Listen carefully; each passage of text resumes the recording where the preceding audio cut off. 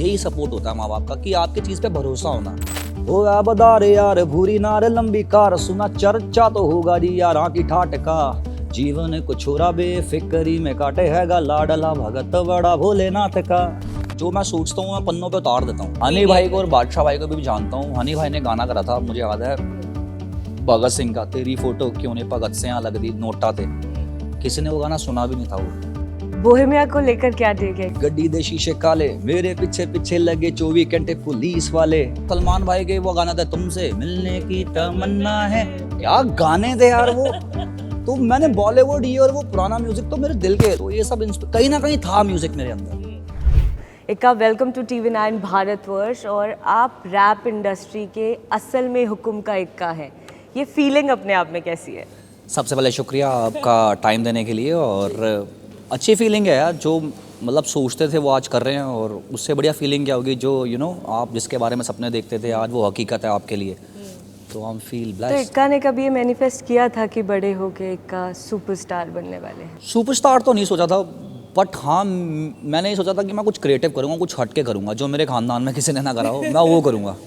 तो या तो जितना भी मैंने आपके बारे में पढ़ा है, शुरू से ये था कि आपने बहुत स्ट्रगल किया है, लेकिन उसके साथ साथ आपकी स्पेशली डैड ने आपको बहुत सपोर्ट किया है।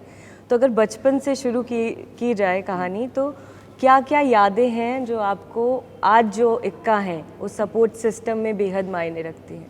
यार सपोर्ट ना माँ बाप का सिर्फ यही होता है कि ना उनको भरोसा था मेरे पे। अच्छा, यही सपोर्ट होता है माँ बाप का कि आपकी चीज़ पे भरोसा होना कि जो ये कर रहा ना ठीक है, उसमें कुछ कर लेगा। उन्होंने कभी मेरे को रोका नहीं। जैसे कि मैं 5-5 दिन अपने घर से बाहर रहता था, तो कभी ये नहीं पूछा कि तू कहाँ जाता है, क्या करता है। तो हम ऐसे भी नहीं, अगर मैं अपने घर से बाहर हूँ तो मैं अपने काम के लिए जा रहा हूँ, अपना काम ही कर रहा हूँ, और कोई हमने मटर गश्ती नहीं करी कभी।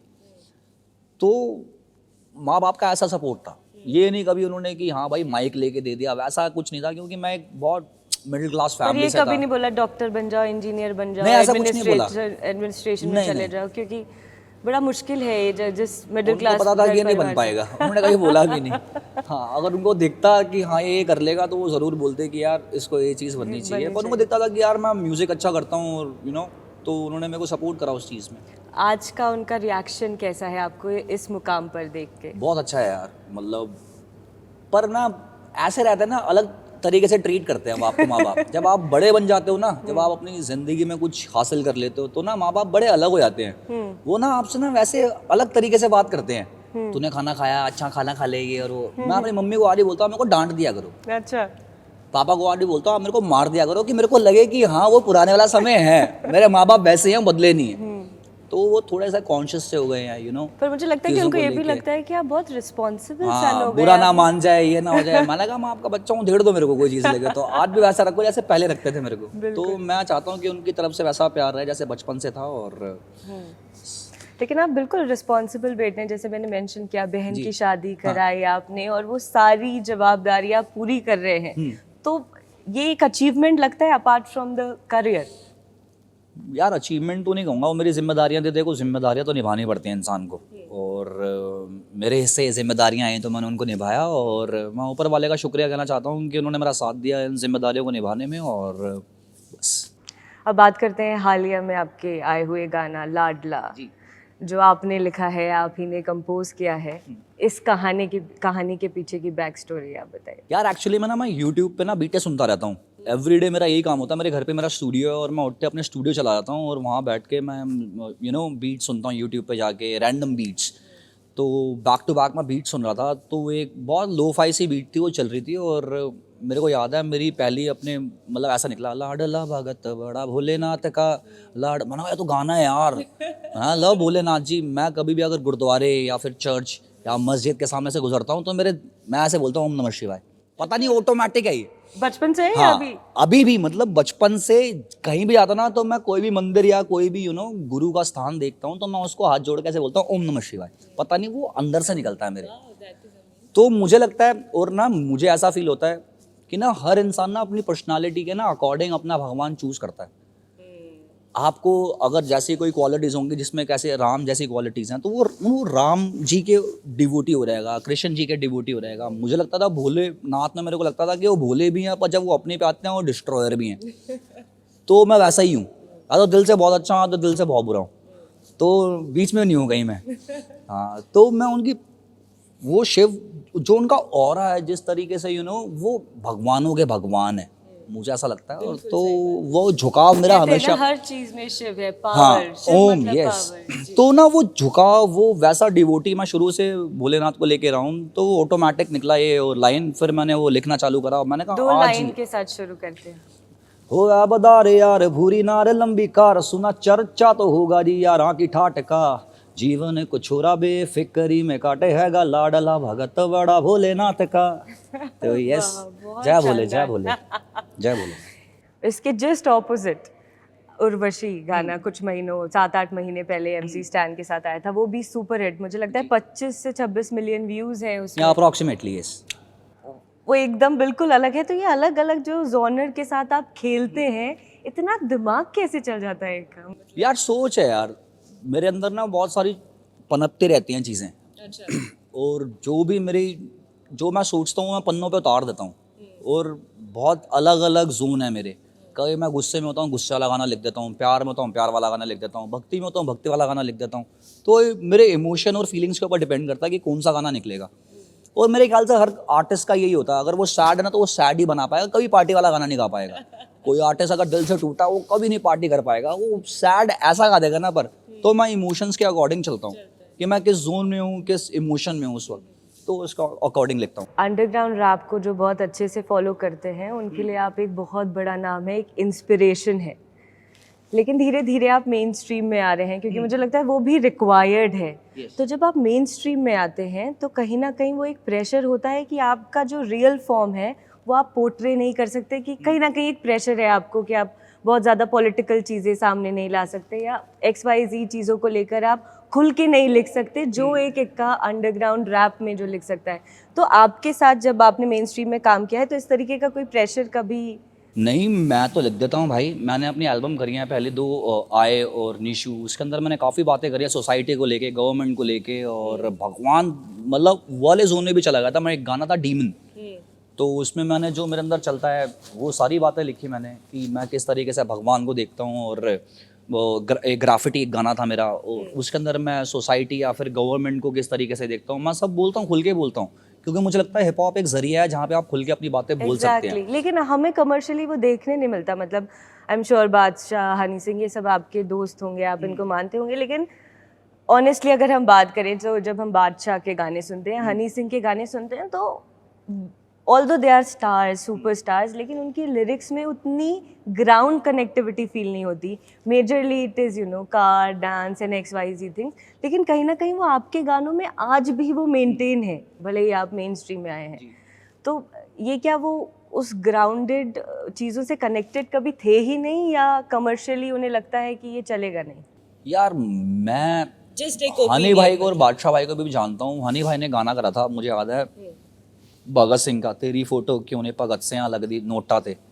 किसी ने वो गाना सुना भी नहीं था। वो शायद आपको भी पता नहीं होगा कि वो गाना, इसलिए नहीं करते हनी भाई। आपको जवाब आपकी बातों से मिल गया। आपको पता ही नहीं है। और मैं हनी भाई के भी फैंस से भी पूछ लूंगा ना, कोई जो बहुत सारे फैंस हैं उनको भी ये गाना पता नहीं होगा। उन्हें क्या पता होगा, 4 बोतल वोडका का, वो ये सब पता है। तो उनका झुकाव, उनको लगा कि यार मैं इतना काम करके, इतनी मेहनत करके मैंने एक गाना बनाया, किसी ने उसको तवज्जो भी नहीं दिया।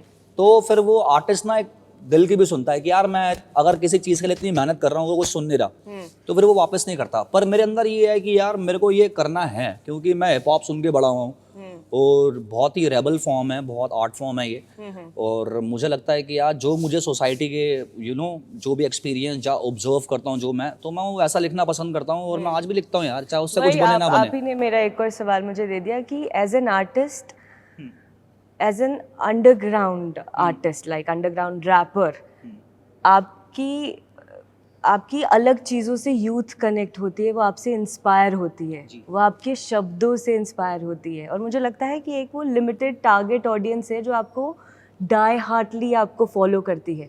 तो जब आपके पास इतनी बड़ी जिम्मेदारी होती है और कहीं ना कहीं आप कमर्शियली उस चीज़ से हट जाते हैं, जहाँ आपको हर पार्टी में वो आपका गाना बज रहा हो, जहाँ सारे पेरेंट्स बच्चे डांस कर रहे हो, और उसके ऑपोजिट आप इधर देखेंगे तो कुछ वो एक लोग हैं जो आपकी बीट सुन रहे हैं, वो लिरिक्स गा रहे हैं, तो वो उतना बड़ा एक डिफरेंस आ जाता है। तो एज एन आर्टिस्ट क्या ये आर्टिस्ट पे डिपेंड करता है कि उनको किस जोन में जाना है, या कमर्शियल सक्सेस उनके लिए एक टाइम के बाद ज़रूरी हो जाती है? यार मैं ना ऐसा कभी नहीं सोचा म्यूज़िक को लेके। मैंने टूपाक के गाने भी क्लब में बजते देखे हैं, और वो सोशली भी बातें करता था।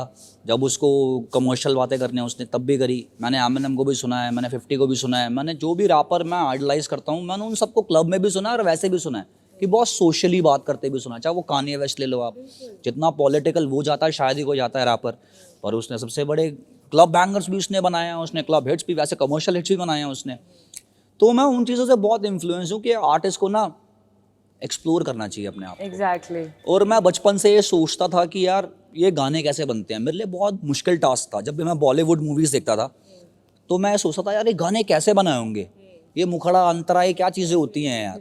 फिर वो धीरे धीरे करके मैंने सीखा और मैंने करने मेरी चाहत थी कि मैं वो करूं, क्योंकि मेरे को पैसा भी कमाना था, मेरे को अपना घर चलाना है, मेरे को अपने जूते लेने हैं, कपड़े लेने हैं। तो मैं बड़ा होने लग गया था। मैं 25 साल 26 साल 27 साल जब इस उम्र में पहुँचता हूँ ना, तो अपने आप से पूछता आप कर क्या रहे हो।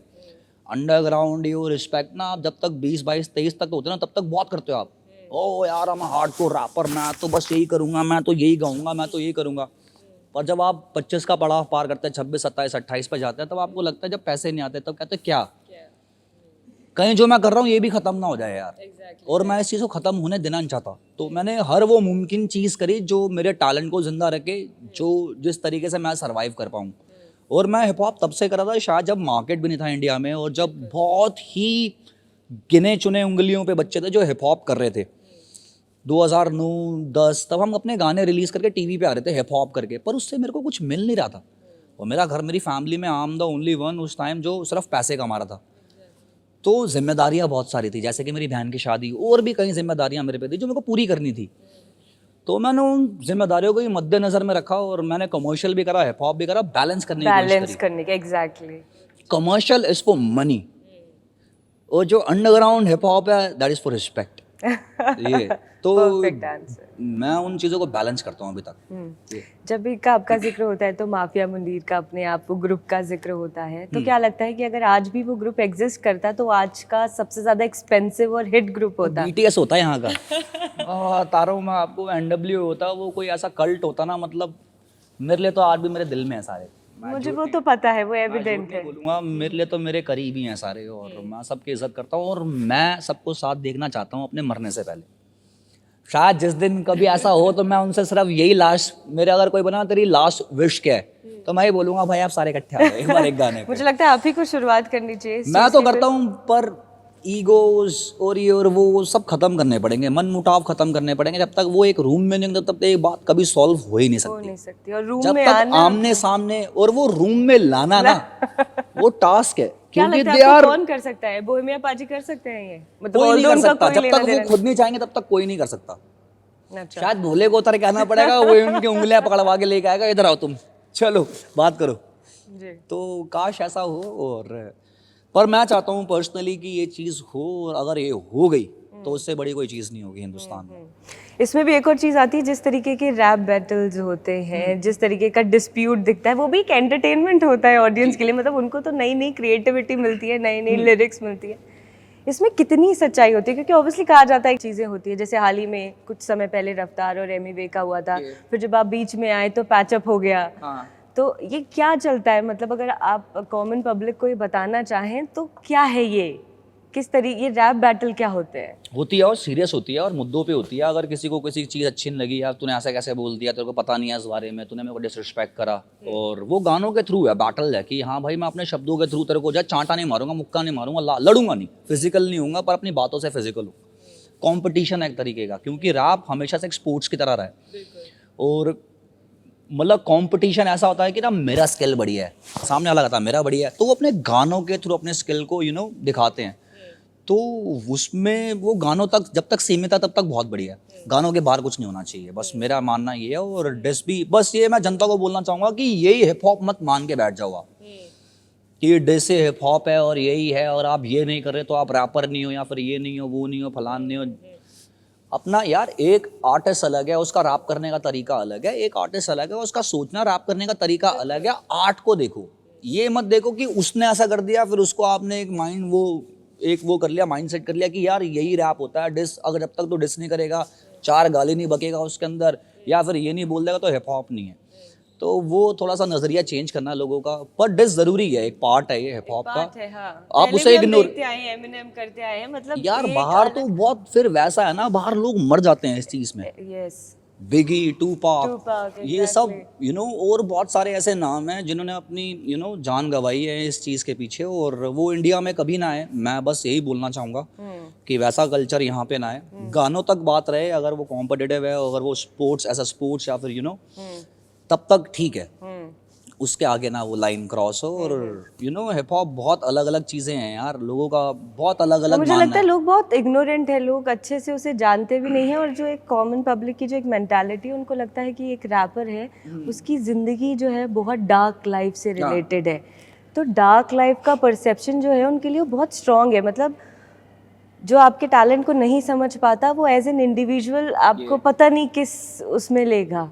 तो अगर आप लोगों से कहना चाहेंगे अंडरग्राउंड रैप के बारे में या उन आर्टिस्ट के बारे में, अगर ये क्लैरिटी लाना चाहेंगे कि हर इंसान उस डार्क लाइफ का हिस्सा नहीं होता। हर कोई नहीं होता, पर हर किसी का एक पर क्या ये सच है? हद तक वो बहुत डार्क लाइफ का हिस्सा होते हैं उनके, जिस तरीके के यार ना आपकी ना कला, जिस तरीके के कलाकार हो ना, वो रिफ्लेक्ट करता है जी।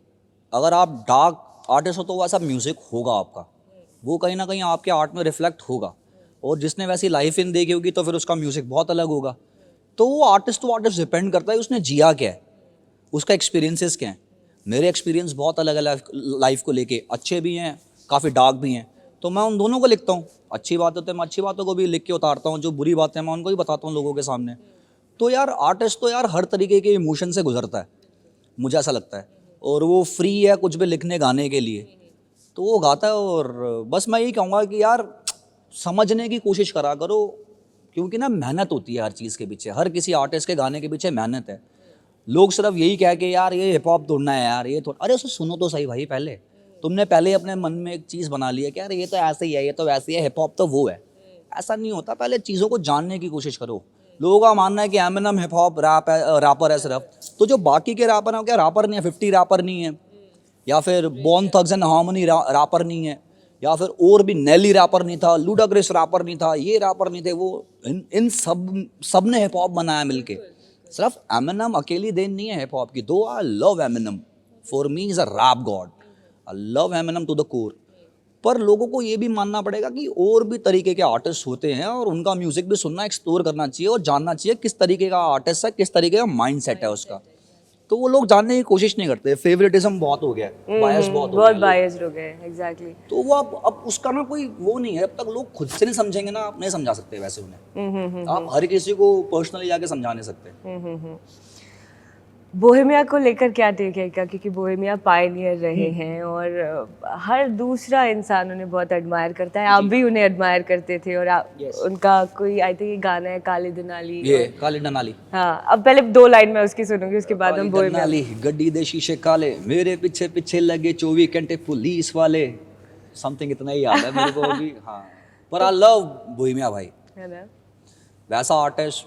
मुझे याद है, मैं 2006 की बात है, तो उस वक्त एक कैसेट आई थी शामुर, ऐसे करके आई थी वो। शामुर बहुत हिट हुआ था गाना वो। तो मेरा दोस्त कैसेट लेके आया था, उसके बी साइड में शायद 9वें नंबर पे गाना था काली डनाली। वो एक मिक्स टेप थी, उसमें वेरियस आर्टिस्ट कंबाइन करके एक मिक्स टेप सी बनाई थी, उसमें अलग अलग आर्टिस्ट हुए गाने थे। तो पहली बार मैंने बोहेमिया भाई का, मेरा दोस्त था संचित, तो उसने कहा फटाफट फ़ोन करके कहता भाई मेरे घर पे आ। मैंने पता नहीं क्या हो गया भाई, ऐसा क्या हो गया। मैं फटाफट उसके घर पे गया और उसने मेरे को अपने कंप्यूटर पे ना ये गाना सुनाया काली डनाली। और मैं ऐसा शॉक, मैंने कहा यार ये क्या है, पंजाबी रैप? मैंने कहा ये तो हिप हॉप है। मैंने कहा पंजाबी, मैंने गा कौन रहा, कौन है आर्टिस्ट, बोहेमिया कौन है?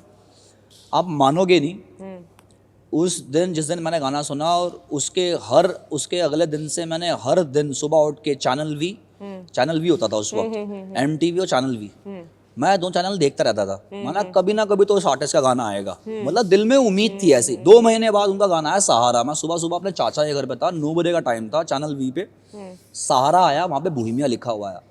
और मैं नींद से ऐसे मेरी आंखें फटी और मैं यूं बैठ गया देख रहा हूँ, यार फिर मैं वो गाना सुना और मैं अपनी गली में भाग के गया, अपने दोस्तों को बता रहा हूँ कि यार मैंने वो देख लिया, आर्टिस्ट आ गया, वीडियो देख लिया, ये कर दिया, वो कर दिया।